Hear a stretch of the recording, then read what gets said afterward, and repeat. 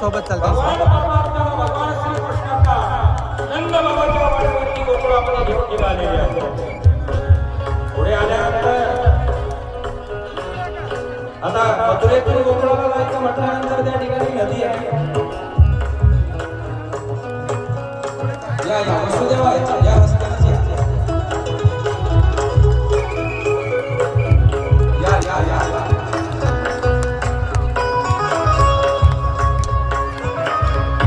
भगवान परमात्म्याला उठवून घेतलं. देव सुद्धा पुष्प वर्षाव करतात.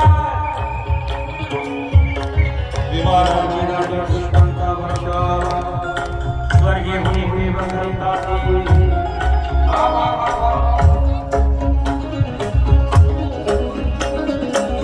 पाऊस मंद मंद पडतोय. वसुदेव भगवंताला टोपली घेऊन यमुनेच्या काठावरती आले. यमुनेच्या काठावरती आल्यानंतर यमुना पार पाडायची आहे. भगवान परमात्म्याने त्या नदीच्या पाण्यामध्ये प्रवेश केला. नदीच्या पाण्यामध्ये प्रवेश करत असताना गुडघ्याएवढं पाणी झालं. पुढे गेल्यानंतर पाणी कमराला लागलं. पुढे गेल्यानंतर पाणी छातीपर्यंत आलं. छातीपर्यंत पाणी आल्यानंतर गळ्यापर्यंत पाणी आलं. नंतर वसुदेवाच्या नाकातोंडामध्ये पाणी जायला लागलं. भगवंताच्या लक्षात आलं.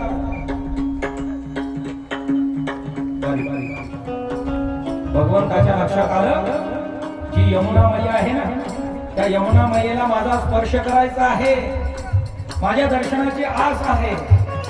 आणि आता यापेक्षा जर यमुना मैयाचं पाणी जर वाढलं तर माझ्या पिताश्रींच्या नाकातोंडामध्ये पाणी जाईल आणि पिताश्री या ठिकाणी गतप्राण होतील.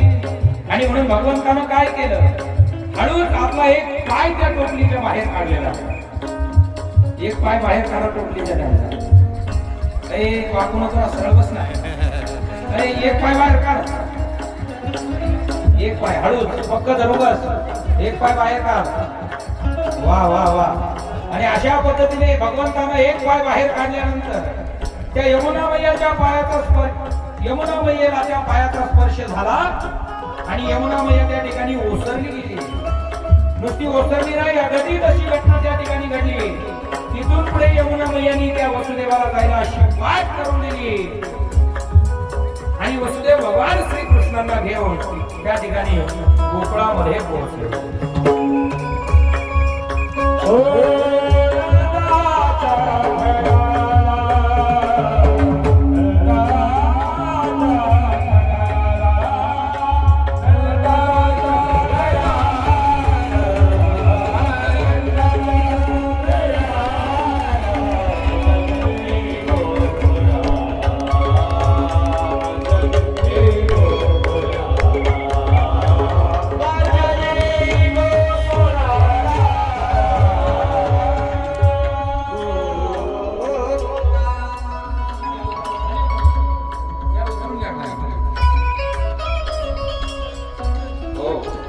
गोपाल कृष्ण भगवान की जय. श्रीमद् भागवत महापुराण की जय.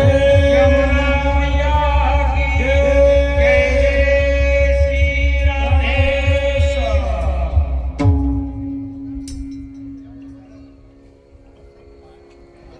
भगवान श्रीकृष्ण थोडे छोटे बघायचे. वसुदेवाची मान मोडली असती. त्यांचा टोपले घ्या मागे अजून. नंदाच्या घराला मज नेई गोकुळाला. भगवान परमात्म्याला घेऊन वसुदेव त्या गोकुळामध्ये आलेले आहेत. आता काय करू, 9:30 वाजले. इथून पुढचा कथाभाग आपण उद्या पाहू. कारण मला माहिती आहे आता भगवंताच्या जन्मोत्सवामध्ये तुम्हाला सगळ्यांना नाचायचं. त्याच्याशिवाय तुमची कशी कथा संपणार आहे का. आता भगवान परमात्मा गोकुळामध्ये आलेत आणि मग गोकुळातला जो आनंद आहे तो आनंद आता या ठिकाणी तुम्हाला मला सुद्धा घ्यायचा आहे. कोणीही खाली बसायचं नाही. सगळ्यांनी उभं राहायचं. आणि एवढंच नाही, असं वाटलं पाहिजे की साक्षात या ठिकाणी गोकुळाच अवतरलंय.